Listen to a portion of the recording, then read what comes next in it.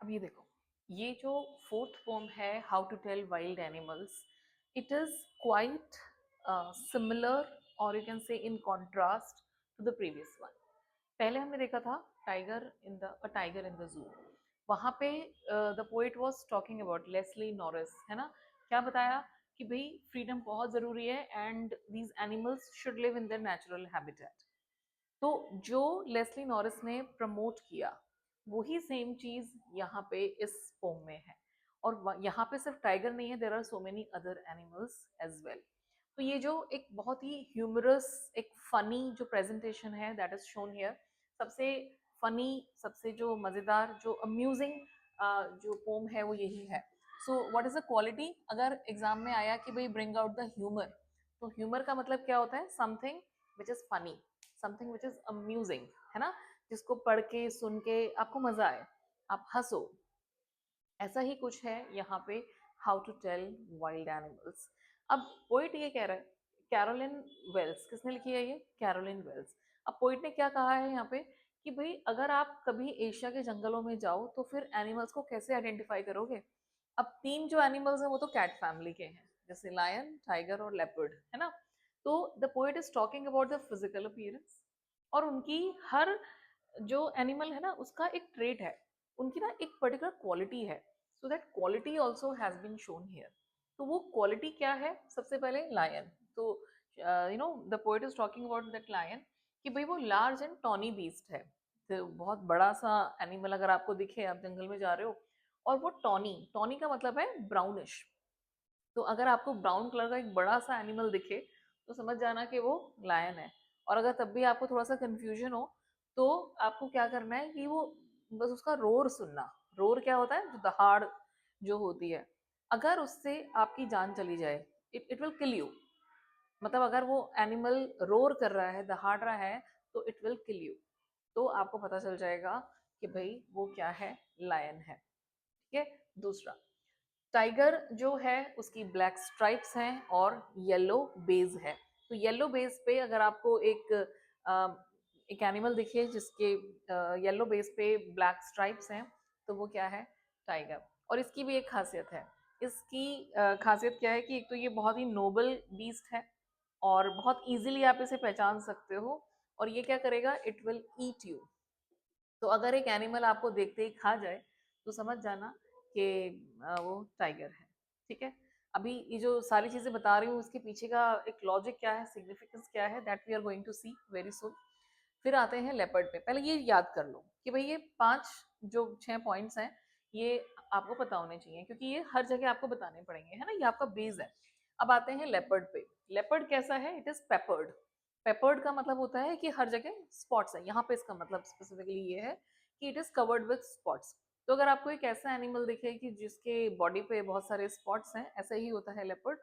और उसके अलावा अगर वो लीप करे आपके ऊपर, लीप मतलब कूदे, आपके आपके ऊपर अटैक करे और आपके ऊपर कूदे बार बार, और आप चिल्ला रहे हो, आप you are groaning with pen.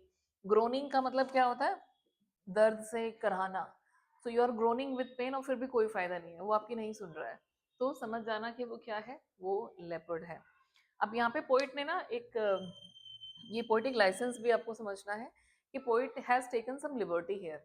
अब हम तो जब गलतियां करते हैं स्पेलिंग्स में या ग्रामर में तो हमारे मार्क्स कटते हैं, है ना, या फिर अगर रियल लाइफ में भी देखो तो लोग मजाक उड़ाते हैं। लेकिन पोइट्स जो होते हैं they have this kind of liberty कि वो शब्दों के साथ खेल सकते हैं।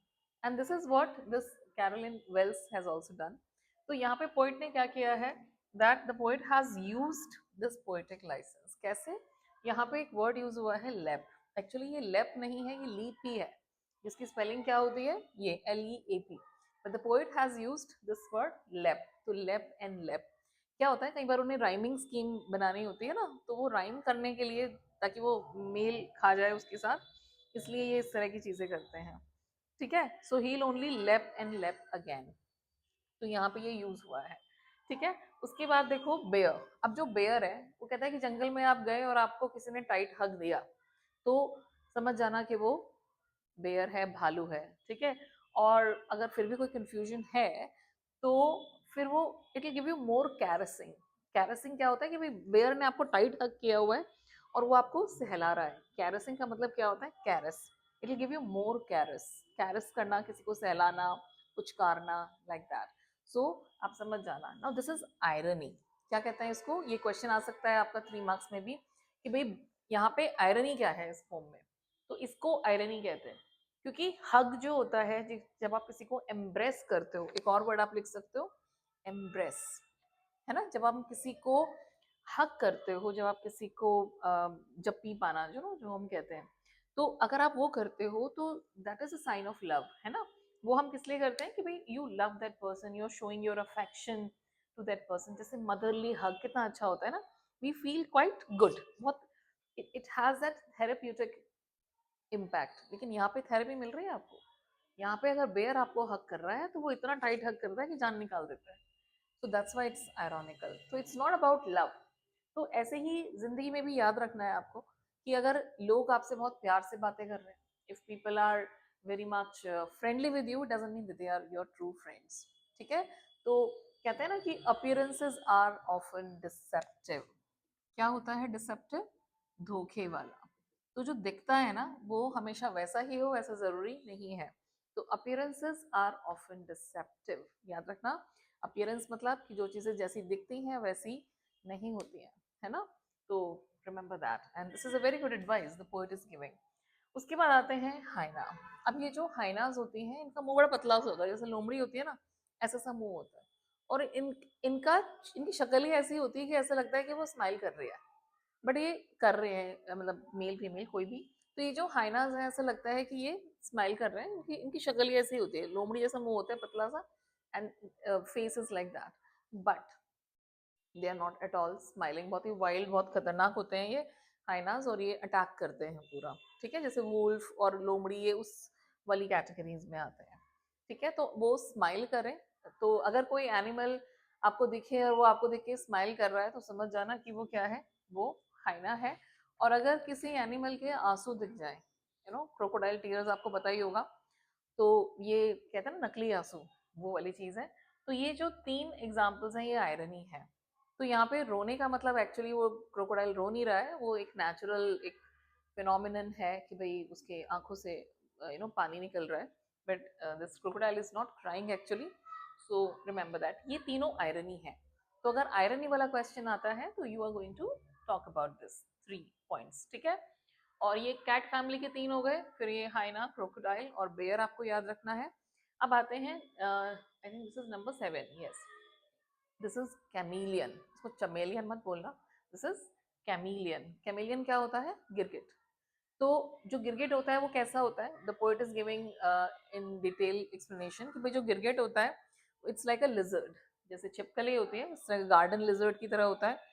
And it has no ears, इसके ईयर्स नहीं होते हैं, और साथ में इसके विंग्स भी नहीं होते हैं, तो ये उड़ नहीं सकता। बट ये कैमोफ्लैज करता है, ये वर्ड याद रखना है आपको, कैमोफ्लैज। कैमोफ्लैज का मतलब होता है कि आप अपने आप को उसी बैकग्राउंड में ढाल लेते हो, आप अपने आप को मतलब हाइड कर लेते हो, है ना। हमारे इंडियन सोल्जर्स भी मतलब इंडियन ही क्या, जो सोल्जर्स होते हैं वो भी करते हैं। तो उनकी जो यूनिफॉर्म होती है वो किस कलर की होती है? It matches the colour of that surrounding. अगर जंगल है तो ग्रीन कलर की होगी, अगर डेजर्ट है तो वही लाइट ब्राउन कलर की होगी, उसे कैमोफ्लैज कहते हैं, है ना, ताकि वो मिल जाए, उसमें पता ना चले। तो मुझे जो सबसे फनी पार्ट लगा रहा है इस पोम का वो ये वाला है, the last one. I am just reading it out to you. The true chameleon is small, a lizard sort of thing, है ना, लिजर्ड की तरह लगता है। And he hasn't any ears at all, उसके कान नहीं होते हैं। And not a single wing, तो कोई भी ना कान है ना ही कोई विंग्स हैं। और if there is nothing on the tree, it is the chameleon you see. तो अगर आपको, आपने पेड़ पे देखा और वहां पे आपको कुछ ना दिखे तो समझ जाना कि वहां पे क्या है, वहां पे कैमिलियन है। और this is the funniest part. लेकिन the beauty of this poem is कि ये जो सारी चीजें जितनी आपको फनी लग रही हैं, फनी है भी नो डाउट, लेकिन they are teaching you a deep message which you have to write. तो जब भी आप एग्जाम में अपने आंसर्स लिखते हो आपको ये इन्फॉर्मेशन तो देनी ही है, but along with that you will talk about the theme also. This is the theme of the poem. That's what we have to prepare. Theme क्या है कि भाई all the knowledge is not worth the cost. आपको अगर एक knowledge मिल रही है और that is at the cost of your life, है ना। यहाँ पे भी हर जगह क्या हो रहा है, यहाँ पे चारों एनिमल्स आपको जान से मार देंगे। तो आपको पता तो चल गया कि भाई कैसे आइडेंटिफाई करना है बेयर को या लायन को या टाइगर को। तो भैया इतनी नॉलेज की जरूरत नहीं है, ऐसी नॉलेज का कोई फायदा नहीं है जो आपकी जान ही ले ले। तो इतना ज़्यादा नॉलेज के लिए पागल होने की ज़रूरत नहीं है। और अपने आप को हम लोग ना हमेशा ये दिखाना चाहते हैं कि हम बड़े स्टूडियस हैं, हम बहुत वाइज हैं, हमें बहुत पढ़ाई करी है, पता नहीं क्या क्या। बट आई थिंक ये सबसे बेकार चीज़ है। Never show yourself and never think yourself to be very intelligent and very smart. भैया मैं हूँ, मुझे ही सब कुछ आता है, मैं ही महान हूँ। No, it's not like that. आप जितना अपने आप को बेवकूफ समझोगे, the more you are going to learn, the more you are going to get। तो नॉलेज इनफाइनाइट है, और उसके लिए मुझे ऐसा लगता है कि ये थोड़ी एब्सर्डिटी, जो ये एक पागलपन है ना, ये बहुत ज़रूरी है। तो every time you don't have to look very sagacious, very wise and पता नहीं हम क्या हैं। सो ठीक है यार, take it easy. Sometimes it's good to be absurd, it's good to be foolish. And I think वही लाइफ का मजा है ना। इतना सीरियस होने की जरूरत नहीं है लाइफ में। चीजें सीखो और सीखो, और जितना सीखो ना ऐसा लगना चाहिए कि यार नहीं आता और सीखना है। Is that clear? So this is what you have here, and beautiful like philosophy behind that. Or what seems to be true may not be true। तो कई बार जो चीजें आपको लगते हैं ना कि सही है, शायद वो ना हो। या हमने आयरन में देखी थी यहाँ पे बेयर हग, है ना। बेयर हग भी पूछ सकते हैं कि भाई भालू आपको हग कर रहा है तो वो उसको पॉजिटिवली नहीं लेना है। ऐसे भालू हमारी लाइफ में भी घूमते रहते हैं इधर उधर, ठीक है ना। सो दे हग यू, मतलब ऐसा शो करेंगे, हग नॉट फिजिकली बट ऐसा शो करेंगे कि बहुत प्यार करते हैं आपको, but actually they don't do that, है ना। ऐसे ही हाइना की स्माइल, तो हर स्माइल के पीछे बहुत अच्छा इंटेंशन ही होता है, ऐसा ज़रूरी नहीं है। And similarly this crocodile tears, लोग ना आपके सामने रोएंगे, दिखाएंगे यार मुझे कुछ भी नहीं आता, मैंने ना कुछ तैयारी नहीं करी, ये नहीं करा, और फिर वही सबसे ज़्यादा मार्क्स लेके आते हैं, होता है ना। तो ये क्रोकोडाइल टीयर्स होते हैं। तो लोगों की बातों पे मत जाओ, you have to use your own brain, that's more important, right. Okay, और एक ये वाला, this is my favourite once again. Chameleon poet ने क्या कहा था कि अगर आपको ब्रांच पे कुछ ना दिखे ना तो समझ लेना कि वहां पे कुछ है। और मेरे ख्याल से वही चीज है कि जो असली नॉलेज है ना, जो असली चीजें हैं, जरूरी नहीं कि वो दिखे आपको। मतलब every time it is not necessary कि जो आपने देखा है वही रियलिटी है। Sometimes it may not be the reality, but जो शायद नहीं दिख रहा है वो भी एग्जिस्ट करता है। तो ये दुनिया ऐसी ही है, यहाँ पे ना इतनी सारी मिस्ट्री है ना लाइफ में, कि वो हर चीज़ ना तो हमें पता है, ना ही हम उसे देख सकते हैं, और ना ही उसका पता लगा सकते हैं। मेरे ख्याल से हमें तो शायद 1-2% ही चीज़ें पता है इस दुनिया की, बाकी तो बहुत कुछ है जो शायद हमारे दिमाग की रेंज से ही बाहर है। So we can not find that out. तो नहीं, ये वाला, so knowledge is not what we know और we see with real eyes. तो हर नॉलेज सिर्फ वही नॉलेज नहीं है जो आपने देखा है। फॉर इंस्टेंस भगवान, हमने भगवान को नहीं देखा है, but still that God exists, है ना। तो ऐसे ही कुछ चीज़ें जो आपको नहीं दिख रही हैं वहाँ पे वो चीज़ हो सकती है, उसे देखने की कोशिश करो, है ना। तो हर चीज़ आपकी रियल आइज, रियल एक्सपीरियंसेस पे बेस्ड नहीं हो सकती, है ना। These things do exist. तो there is an element of fantasy, there is an element of something which is supernatural जो एग्जिस्ट करता है, but we have to believe in that. तो नॉलेज सिर्फ वही नहीं है जो फिजिकल है, knowledge is also beyond that, ठीक है।